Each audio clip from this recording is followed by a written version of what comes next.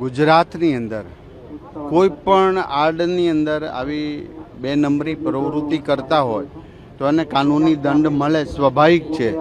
પછી યોગાના આડમાં હોય કે સામાજિક આડમાં હોય, પોલીસનું કામ કાનૂની રીતે કરી રહી છે.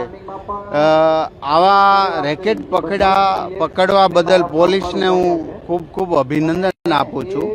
અને પોલીસે જે આવી પ્રવૃત્તિ કરનારાને ખુલ્લા પાડી અને તુરંત પકડી લીધા, એ બદલ પોલીસને અભિનંદન પાઠવું છું. કારણ કે આપને ખ્યાલ ન હોય કે કયા આડમાં કોણ કેવી પ્રવૃત્તિ કરે છે.